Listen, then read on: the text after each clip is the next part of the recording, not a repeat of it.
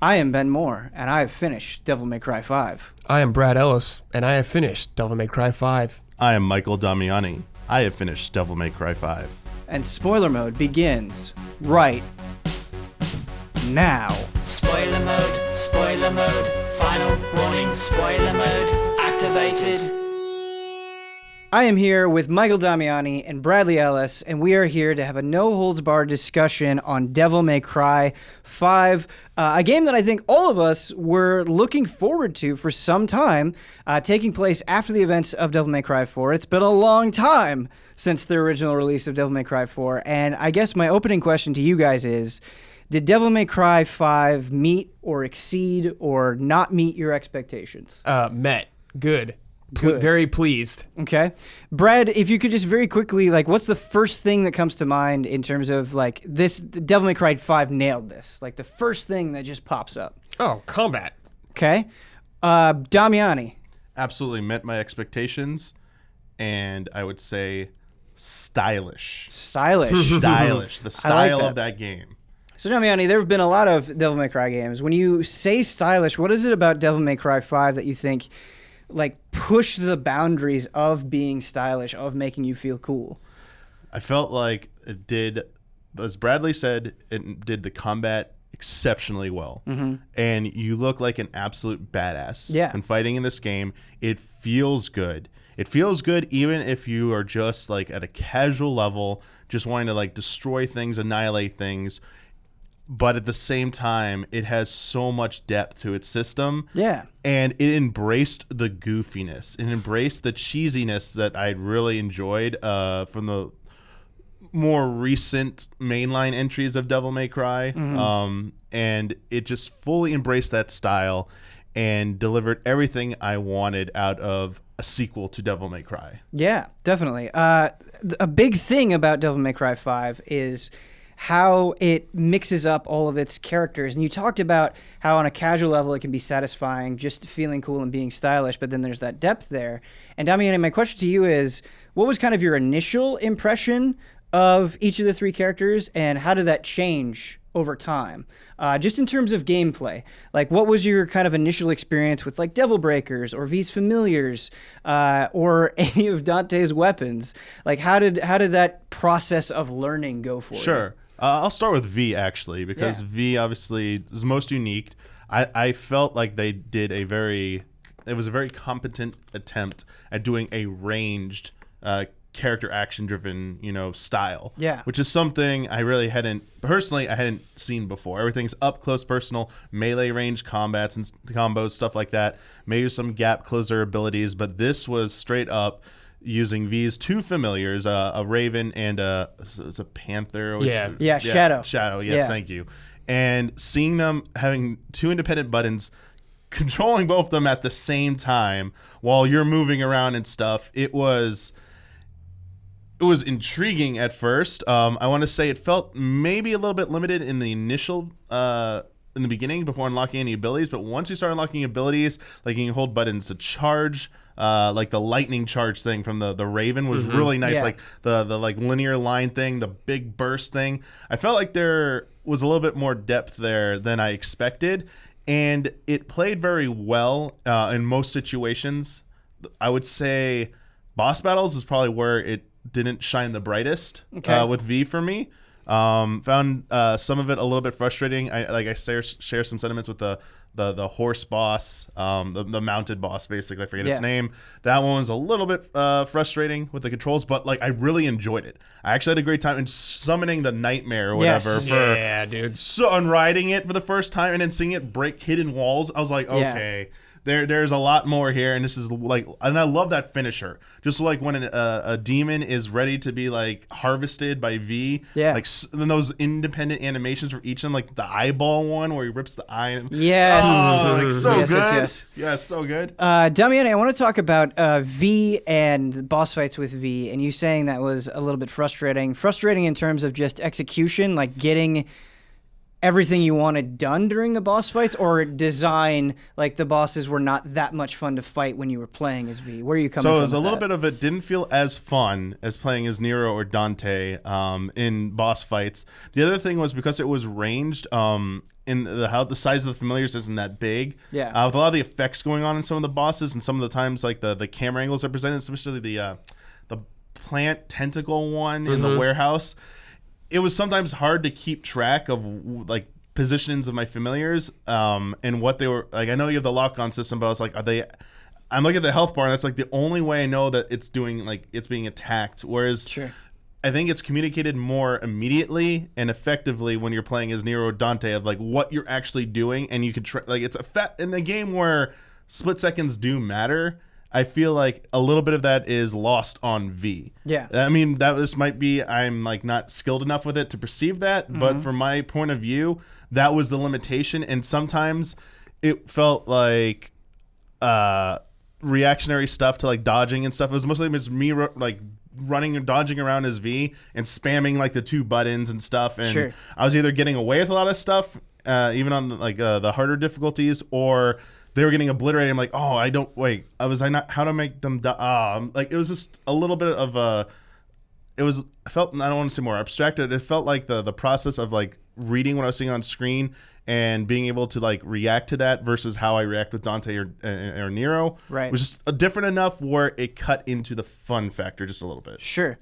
Yeah, I see where you're coming from, and going through with V, some of the bosses for the first time, I definitely felt like, okay, I just need to kind of spam dodge and spam attack, and we'll get through this. And it felt a lot different than Nero and Dante. It definitely felt more management-y. Like, it's like, Yes, okay, good I way need to put to it. call Yes. in, Nightmare as often as I possibly can because he does so much damage. He's so useful. And I need to make sure, like, okay, my familiars are down, I need to go over to them.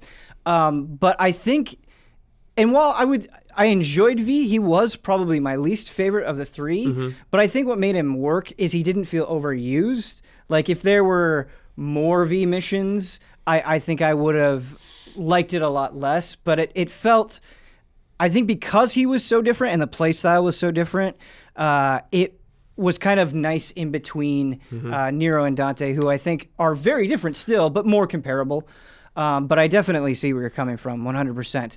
There is something, and Brad, I'm going to go to you on this, that I've wanted to talk to the allies about since I've finished Devil May Cry 5, that I haven't been able to, but now we're on spoiler mode. I can finally talk about those battles with Virgil at the end of the game. The best with part of the Nero whole and Dante. game. Yeah, so for me, and I'd have to, I guess, play them like back-to-back, side by side.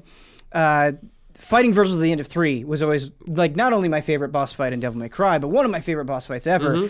And I really felt like the fight in 5 lived up to that. Oh, yeah, me too. And it just was kind of everything that I wanted, the different phases of the boss, what it demanded of you, how creative you could get in the fight. It was just kind of a mix of everything for me. But I guess narratively, Brad, and mechanically, how did that fight come off to you? Narratively, I was totally getting flashbacks of 3.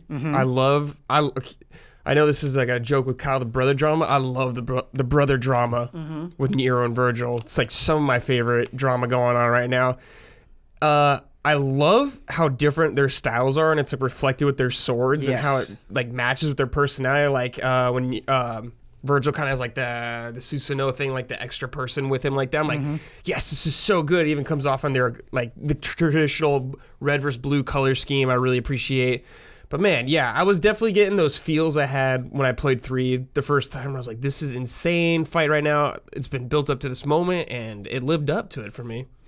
Yeah, it was kind of you talked, Damiani, about kind of that duality between depth and kind of flashiness, and I feel like the Virgil fight exemplified that, where in order to do it without like cheesing it with orbs or something, you really had to know your stuff at least on a basic level.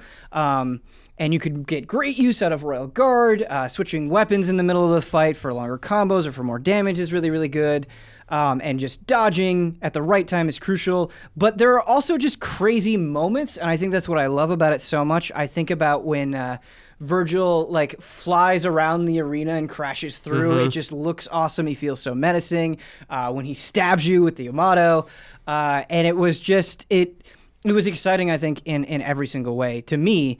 But Damiani, question: narratively, did you see the twist coming with V and Urizen and Virgil and all of that stuff? So this had to be, unfortunately, before Devil May Cry 5 came out, one of my friends told me that they had heard about the plot of Devil May Cry 5, and that the gimmick was that there'd be like some Virgil got split up or something. Yeah. And so going into it, I was like, oh, so this is what that was, isn't it? I wasn't 100%. I wasn't 100% sure though, because I was like, wait a sec, this doesn't look anything like how it was described as like Virgil just like lost his memories or something. Right. And V was not that. V was its own character, very unique. Very Kingdom Hearts storyline right there. Yeah. Reading the poetry from the book or the verses and stuff like was pretty cool, like to build up your meter, like stuff like that. Everything about him just screamed, I'm not sure this is right. I don't think it's right. And then when it was revealed, I was like, oh, okay. Interesting that they went this. So I was still moderately surprised about that. Right. It was an interesting concept to do. I will admit, Ben, even watching the recap video, I was still a tiny bit lost about why Virgil was doing what he was doing on my first playthrough. Sure. And I had to go back and like rewatch and like I was like, I thought I knew this, and why did he do like why did he like was so hell-bent on this? I thought like after Devil May Cry 3 certain things happened and this wouldn't be the result. So that was a little bit lost on me, and that was like by my own fault. Right. And then when I like read through all the stuff, and I was like, okay, I like the payoff, like going back to like, oh, that's Dante's house burnt down and stuff. The flashback scene, seeing like it added more to that story about their brotherhood rivalry and their upbringing and stuff like that. Why they went down the path they did, and I like that. I like that it didn't decide to do something completely radically new. It built upon the established lore. Sure. And it felt like I was, in the end, after I caught up and everything, rewarded for being invested in these previous games. Yeah. I guess I'm doubting myself a little bit. I'm not sure this is 100% correct, but my understanding of Virgil's path is you have Devil May Cry 3, and at the end of Devil May Cry 3, you see him fighting Mundus, and he loses and becomes this puppet in Devil May Cry 1. And so my interpretation of the events of Devil May Cry 5 is he's like, I'm not strong enough. I'm going to get rid of this part of me and become even stronger and get this fruit that grows like every 1,000 years or something. And so it was, his constant pursuit of getting stronger. This was a new method for him to do it. But Devil May Cry stories, Devil May Cry is not known for its stories, but I always really enjoyed specific elements of it, and like Brad said, I really love the rivalry and relationship between Dante and Virgil, and I think everybody does. Yeah. I think that's kind of a universal thing, and I think that's why 3's story was the most affecting. But another thing that 3 did really well is I thought Lady's relationship with her father, Arkham, and his quest for power was good and kind of like mirrored Virgil's quest for power, but anyway, everything involved with Virgil was kind of like the Devil May Cry game storytelling high point for me.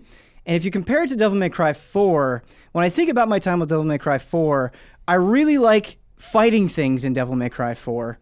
I really like the goofiness of Dante, but like the relationship between Nero and Kyrie, everything with the Order, none of it felt like I was familiar enough with it, and they didn't like kind of bring me into the fold enough to get me to care. Yeah. And so I really like what they did here. I like that you kind of have this returning of this thing that you love in Devil May Cry with Dante and Virgil, but now making like Nero and his quest for strength and him wanting to prove himself tied into that rivalry. And so to me, it makes Nero stronger. It makes Dante and Virgil's relationship stronger. It just felt like it was kind of bringing everything together. Yeah. In a tighter way. But what did you guys think about Nero in 5? He's definitely a little bit different than he is in 4. Like way more goofy. Like, Yeah, way more like goofy. Dante Yeah. compared to 4. 4, he's like super serious the entire game. Yeah, he's a bit more. I guess I would say like bratty in 4. Yeah, for sure. But did you like him more? Was he too goofy for you at some No, point? I think because like he's not as goofy as Dante. He is more serious than Dante still, but he still cracks some jokes every now and then. But I feel like when the moment's appropriate, he's serious all the time. Like all the stuff with Virgil going on, like thinking he's getting, or what did Dante say? You're holding us weight. back. You're dead weight, stuff Right. like that. Like him getting actually really pissed off about that. Like that makes him different enough for me from Nero and Dante. Nice. It's a nice little mix between the brothers. Another thing that I really liked with Nero that I really don't think Devil May Cry has done all that well in the past is I felt like kind of the buddy relationship between Nico and Nero was better than some other buddy relationships, because you have like Dante, Trish, and Lady being kind of yes. buddy, but I actually felt like it was more natural and believable between Me Nero too. and Nico. And I really like Nico. The way that they present her at first is just kind of this like no nonsense, I can drive this van anywhere in this crazy place. But also like kind of pulling that back and having moments, I think, where she's a little bit starstruck by Dante, I think is really good. Just adding a little bit of depth and not just being this like tough as nails character Dude, in a like, series filled with tough as nails Tying her in, characters. her grandma's the one who made Dante's wet like Yeah, pistols and stuff. I yeah, love that. That was yeah. great. And references as well that contextualize things a little bit, like she's the daughter of Agnes from 4. That's really, really cool. Was there anything, Damiani, that really disappointed you or that you wanted to see more of with Devil May Cry 5 story? I would have liked to have seen more Kyrie. Yeah. Just because, you know. Oh, she was, yeah. Yeah, not even in it. Just like on the phone calls. Yeah, voice and name dropped, but Yeah. you don't actually see her. I was kind of expecting something in like the ending that they like you meet up now, you get to see her, but this was a small disappointment just because I was curious Sure. because you brought her up. We know about Nero and her's relationship from 4, and they kind of treated it like almost like a. What was it? The Ocean's 13 with the Julia Roberts character, where they just like name drop her that some joke that like she didn't want to come along, and that's why she's not in the whole movie when she's been in the previous 2. It's like you name drop Kyrie but you don't see her at all, and I was like, that's just a small little disappointment. It was Sure. like that. I was expecting, maybe she showed up in the van with like Nico at some point, Yeah. something like that. Yeah, I got the sense that they don't one of two things. It sort of feels like to me, or at least the impression that I got after playing the game, they either don't know what to do with Kyrie, or they just kind of want to take Nero in a completely different direction. And just his demeanor change and kind of his struggle feels so different in 5 than it does in 4. That might be the case as well, where it's just like we kind of want to put Nero over here now, and Kyrie isn't as important in that Yeah. story anymore. I'm not sure. I don't know how she would fit into the story though, like Sure. at all, because they're just kind of in the sea the whole time. He's like on a job kind of thing like that. She doesn't Totally. come along with them. Maybe they could have shown her at the beginning where there's like where he gets his arm ripped off or Right. something like that. I wish they That- showed her there. I think that's the thing, Brad, is like I don't need that much. I Yeah. don't need Kyrie to be a playable character with rocket launchers or anything. Yeah. I just just like- seeing her like- visually. like 5% more I Yeah. think would have been I think that like enough. she could have been fine there, but I don't know if she's really necessarily needed throughout the game anywhere else. I guess. Yeah. Guess like she was important to Nero. Like she talked to him on the phone and that helped him kind of get motivated to keep going forward. But yeah, I think it was like okay, but I do wish they showed her at the earlier part of the game. Probably my biggest disappointment with Devil May Cry 5 as a whole is like what the hell is going on with Lady and Trish? Like you think Nothing. about Devil May Cry 1 and how integral Trish is to that plot and how the relationship between Dante and Trish changes, and of course they're not going to do the same thing every time, Right. but it just feels like Trish is just doing nothing, and it's the same thing with Lady. Like I was talking about how I really liked Lady's story and what they were trying to do in Devil May Cry 3, and they do next to nothing in Devil May Cry 5 in like a confusing way. Like, I understand that Dante and Nero and V are the stars, but I just feel like you could have presented their role in a way that felt more meaningful or given them some more depth. Just like, if you're going to have them in the game, Do something a little more with them. something Yeah. with them. And it's kind of the same thing with Kyrie, and it's like, you don't have to, I'm not expecting the world. I don't Yeah, of expect you to course. completely, like fundamentally change every single thing, but a little bit more with, Like, if you're going to bother putting them in the game, at least make it somewhat worthwhile. right. And it's telling because like I went and just to refresh myself for this spoiler mode, I went and I read like a plot summary for Devil May Cry 5, and it like barely mentions them at all, because why would you? Because they're not part of the story anyway. And so I don't know, it's just for characters that I think are so beloved and are so kind of synonymous with Devil May Cry, they seem underutilized in a really confusing way. Sure, yeah, I hear you. I agree with that. Yeah. Yeah. Go ahead, Damiani. I was gonna say the most disappointed thing for me, the thing I was Yeah. most disappointed in, wasn't anything narrative. I mean, I guess kind of would be because it's tied to like atmosphere and environment. Is the lack of variety, my perceived lack of variety in the environment design. For sure. It That's felt like my I was in. biggest I felt like I was complaint. in 2 or 3 areas for most of the whole game. Yep. And I felt like half the game was in that giant tree thing. Right. I forget what they're called again, but the big one Yeah, in the middle. the Tree of Might. I always mess up the Yeah. pronunciation. I think it's Clyfoth. yeah. Clyfoth. Yeah, it's like V that. says it, It's yeah. just the Tree of Might. It's the Dragon Ball Z movie. Yeah. Yeah. It's Qliphoth. I think it's Clyfoth. Yeah. Yeah. Yeah. But yeah, that was it. I could have. I mean, I know for me, the pinnacle of environment design was 1. That was probably that it was obviously because that game was originally being designed as something else, and it was a little bit of a holdover. Right. Whereas, and some people say it's harder to go back to Devil May Cry 1 because of the evolution of the combat came so far after 3 that it's hard to go back to 1. But I implore people to go back and play 1 just to experience those environments and understand what I'm trying to argue here. Whereas I know in the more recent games, especially like 4, all the backtracking where it kind of cheats and makes you go through like the same things again. Yep. It's kind of been a little bit of a problem for the series, I think, since 3. And this one felt, honestly, to me, the worst offender of any of them so far. May I'm misremembering. Wait, worse than 4? May I'm misremembering 4? I thought there was a little bit more variety in 4. So there's like more variety in 4, but 4 just makes you go back exactly the same way you can. Yeah, to me 4 is more egregious in the sense that like beyond visuals it really feels like you're doing almost the same thing with the different characters. Yeah. Whereas I felt like the fights were Different at in least the- mixed Yeah, up. okay. and- Yeah, the retreading in 4 was always like the biggest problem for me, but I felt like I saw more variety along the original path. Sure. Sure, through. I see what you're saying. And Yeah. given it's been so much time since 4, I was definitely not expecting them to make the same mistake of the retread, which they did not do in this Right.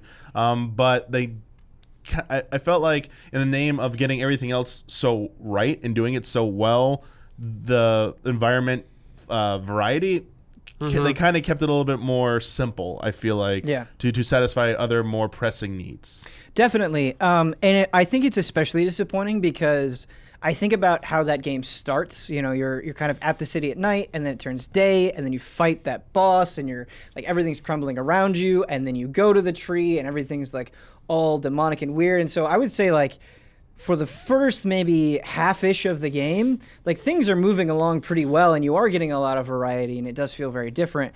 But it's the missions in like the mid-teens that really like bleed together for me, and it's hard to distinguish one thing from another. And it is, I agree with you, Damiani. I think that is a super fair thing to bring up. It is disappointing. I guess kind of a silver lining for me is a few of the fights that I wanted to feel the most impactful, like the Urizen fight where you're in front of the house, it looks really, really cool. I liked that. And then obviously Virgil's arena is just, to me, it's awesome. pretty awesome. It's awesome. But yeah, it's a problem for sure. I really appreciate in the levels where they have like brief like different things, like there's the one where you like release the blood fountain or whatever. Like I liked stuff like that, and I feel like the other Devil May Cry used to do that more. Like I'm okay with like just the straightforward thing every now and then, but I wish there was a little more of just like being involved with the level, kind of like exploring it a bit more. Yeah, definitely.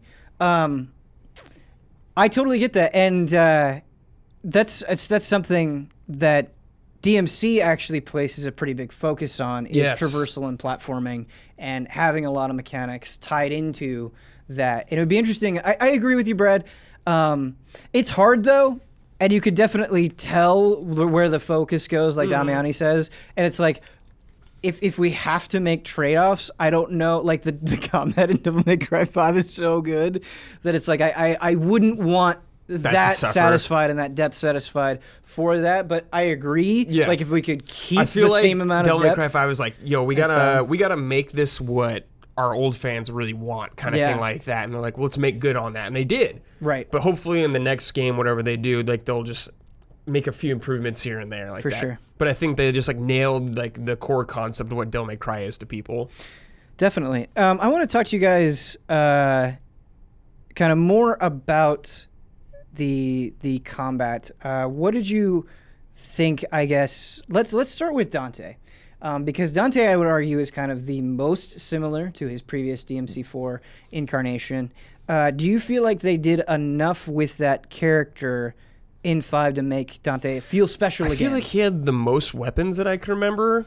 I has haven't a lot of played a lot of weapons. them in a long time, but Yeah. like he had like a lot of weapons this time. They're super different. Yeah. Like the sword, and you get the nunchucks that are like the ones from 3, and you get the motorcycle. It's like these are all really fun and really different weapons. Yeah, I think the other thing about the weapons, Brad, is sometimes it can take a bit of time for me to have the weapons click, and it's like, well, I just want to use Rebellion Yeah, because of it's so course. reliable. Whereas here in Devil May Cry 5, like the use case for all of the weapons was like immediately obvious And like to me. Like the they're all gauntlets, so man, good, and the spear Yep. thing. Oh Yep. my god, they're so fun. and they're so creative too. Faust, the hat that uses the red orbs, hat, and I how forgot. powerful it Yeah, can it's be. so cool. And how stylish it is, and how he's flipping it all around, and that's like rotating around him. It's very, very cool. Damiani, was there a standout Dante weapon for you? I mean, aside from motorcycle becoming a weapon, which is kind of hard to It's hard- argue. it's hard to beat, Kind of yeah. argue with that. I just really appreciated that they immediately dropped you in with Dante with most of that available. Like you had the different gun styles, you had the different stances, and then you had the different weapons, and you could through all 3 of those toggle those at any point in mid combat. Yeah. So it felt most at home at first. But they still did enough where, like, yeah, as I said, they added the motorcycle arms. They added the Faust, which was pretty cool too. Yeah. And eventually, you're going between like almost like 4 plus like options between 3 different things. Like switching between the different guns. You get like the rocket launcher at some Yeah, point. you need double The rocket double launcher. rocket Yeah. launcher, yeah. And then like balancing that with like the different like stances. Like I felt though, I did feel like there's a good enough evolution with Dante, and he felt the most complete to me. And it's kind of hard to imagine where they could keep going to elevate Dante at this point. Like I felt they did an excellent job in 5. I will say the one thing that I wish they could strike a better balance with Dante is when you've improved Trickster enough, basically the teleport dash becomes so incredibly like overpowered. You don't even use I felt like I didn't even need to use the normal dodge anymore. But I understand, like it is a reward for the play style, and it's not a guarantee, but I felt like it got you off the hook a little bit easier than either V or Nero in a lot of situations that they couldn't have done as well. Yeah, Dante is kind of a interesting character. I think kind of a tough character to do right or like increase in strength in a convincing way. And like I think about how Dante has been presented like in 1 and 2 and 4. Like he's kind of on top of this world character. He's very powerful. He's very confident in himself. And like we've already done the thing where we see a younger version of him in 3. And I like with all that in mind, I actually think they did a great job. I love them opening the game and he's just getting the shit kicked out of him. That Rebellion gets destroyed, and that it takes some time, but you eventually get this new Devil Trigger that feels amazing. Yeah, it's and so like cool. you just like every single element of it is so good, and I think like just deserves being called out, because not only is it something that you can activate to kind of like it's almost like a fuck this mechanic, but just the way that you activated, the fact that you're taking your devil trigger, you're depleting it in this new gauge, and the gauge is like erupting with fire and it fills. It's like you were saying, Damiani, earlier at the beginning of this conversation, where it makes you feel good because of how it's visually presented. And it made a character that I think has always been very powerful feel like that much more powerful in a way that was like convincing. It wasn't just some like throwaway thing. It was something that I was excited to do and felt really fun to use. Brad, Yeah. do you have a favorite Devil Breaker? I didn't have this when I played it, but dude, I just sucker for the Mega Buster. Mega Buster. Yeah, like it's like I know it's like a DLC item, but I just love it. Yeah. Because it's so throwback.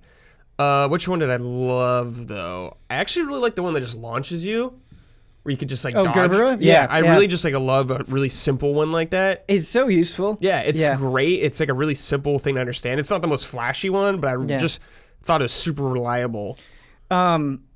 Yeah, Gerbera kind of hits like both things for me. Where like you mentioned the dodge, and practically it is so useful. I think especially when you're learning the game. Yeah, totally. It really kind of helps that learning process of being like a nice out to get around. But another thing that I really like Gerbera is it has that good like super move too, where you just shoot that giant laser beam. So cool. And it feels very powerful and flashy.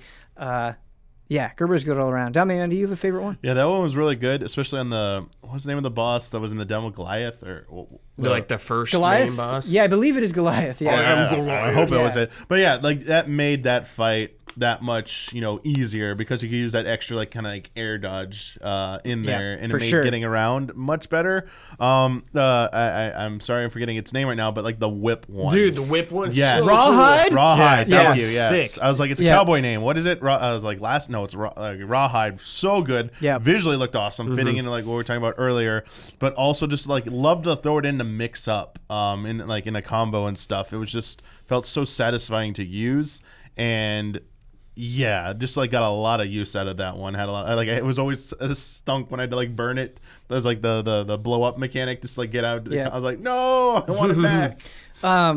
Yeah, Rawhide was actually one I was going to bring up because it was a Devil Breaker that when I first used it, I was like, yeah, this is okay. The whip seems good. But the more that I got used to it and just like getting a group of enemies into this like AoE whip felt really, really good. And my appreciation for it just kept going up and up. Another one that I wasn't sure on initially, but then I was like, oh no, this is great, is Ragtime, where you can put them in that little bubble of time. Yes, Oh, that was yeah, another that's one I what I Yeah, mentioned. Ragtime is That really, was really, really good as yes. well. And man, like, I the only breaker I don't really love, and I think I just need to experiment with it more. This is probably more of a me thing than a game thing. Is Tomboy, where it powers up your attacks. I didn't spend enough time with it to get good at it, but everything else was so useful and felt so well thought out. Where like, I don't think there's a single Devil Breaker that made me feel broken, like on the harder, like on Son of Sparta specifically. But they all had their use case, and that like it did that wonderful thing where I would have one Devil Breaker, but I would want something from another Devil Breaker as well. And I think that's exactly how you want to feel, where like you're advantaged in one way but disadvantaged in other ways. That's how the game motivates you to switch them out all the time. Right. And experiment. Right, and I feel the same way with Dante and the weapons, where like, yes, the Cavalier is really good and can be very powerful, but sometimes it being so slow, like you can't get too aggressive with it. Yeah. Otherwise, you'll take a bunch of unnecessary damage. Yeah, Devil May Cry 5, man.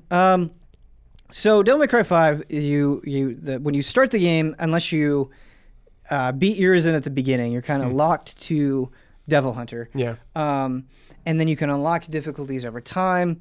And I really like that because it makes it fun to return to, something to put down, and then you have a greater challenge lying later. But do you think that Devil May Cry 5 was good enough to you or compelling enough to you that you'll want to return to it in December, Brad? Yeah, I think when I beat it, I initially went back and just got some S ranks and some of the other missions I didn't do. Yeah. I was like, oh, this is just fun because the combat's so good. I definitely want to wait a little bit and just go back. So I want to do Bloody Palace down the line later on. But I was like, I need just a little break from Devil May Cry. But I do want to go back and experiment more. Sure. How about you, Damiani? Because you've played through a few times now, correct? On different difficulties. Yeah, I went through, tried it out. The only ones I didn't get to do yet because I didn't fully unlock was the last two. Yeah. Where like one shot kills everything, and Yeah. then one shot will kill you. Period. But Yeah, heaven and hell and hell and hell. and hell. Yeah.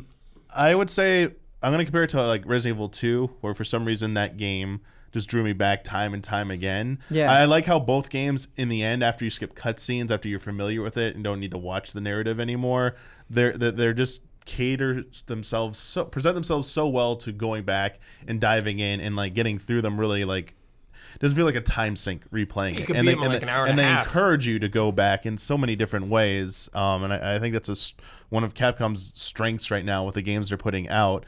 As far as December goes, like I definitely will go back when they put out.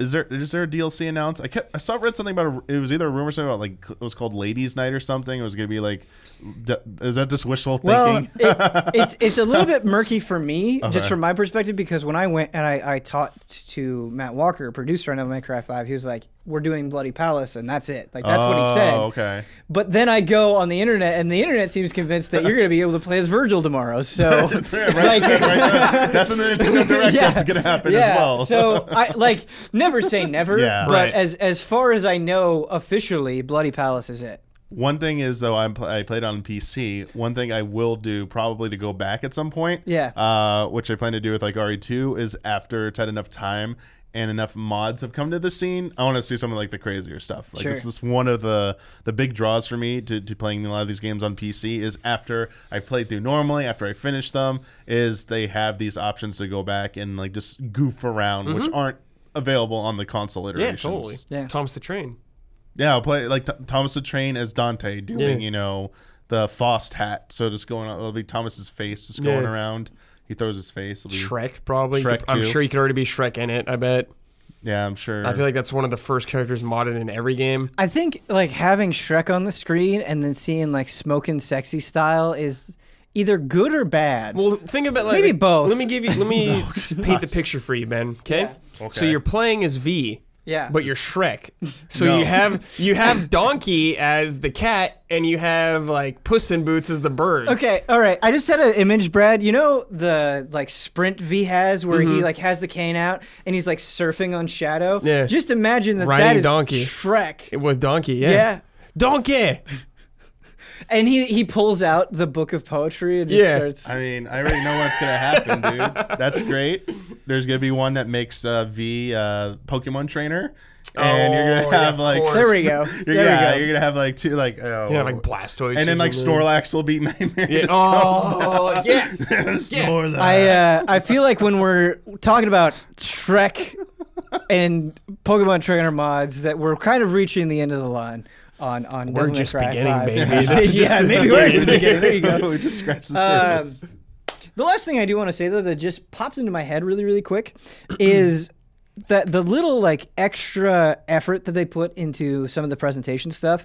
So like secret missions, right? I think about how secret missions were presented in past games where it's like you just go up and you touch this thing and then you're in the secret mission. And that's fine. Nothing wrong with that. But the presentation here, it was just that extra little oomph, I think that made it feel more solving special. like a puzzle kind of. Yeah, like it doesn't looking take at that it- long. It's just something fun and satisfying to do real quick. Right, and then having that symbol flash up on the screen, just kind of making it feel more Yeah. occult and weird, I thought was very cool. And another thing that I loved, that I don't know if it's getting enough attention, is kind of as the game progresses, Nico's van is sort of this hub of operations, and I loved finishing the game and having like Virgil just They're just chilling the hanging fuck out. out Yeah. in Nico's van. Yeah. Yeah, and that is cool. That felt like its own little reward, and it just that song that plays, at the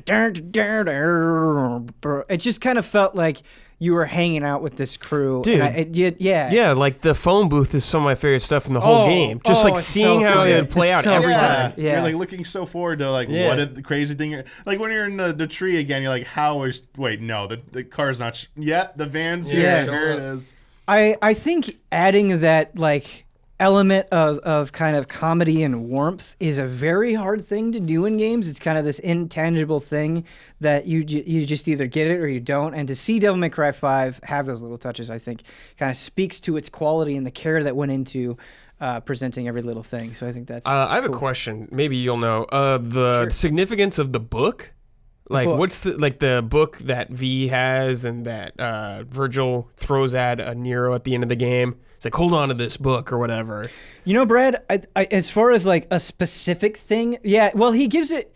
Oh yeah, him giving it to Nero. Yeah, okay. he's like, so I hold don't on to know. this. There might be a better, more concrete. I just don't answer than understand this. the book that well. I'm like, I don't really know what it is really. Yeah. So without knowing like any direct thing, like this is why he has this book. Here's my theory. Okay. So when I think about Virgil, and you think about how Virgil was presented, especially in like DMC3, Virgil is very direct, no nonsense. Like he doesn't spend any time saying more than he needs to because he doesn't care about talking. He cares about power and action. And so, but he has a human side. He has a more vulnerable side. And I really like that when they separate and V is that human side, he's all the things that Virgil isn't. Yeah. He's flowery. He talks way too much. Poetic, he's very, yeah. circuitous in everything that he says.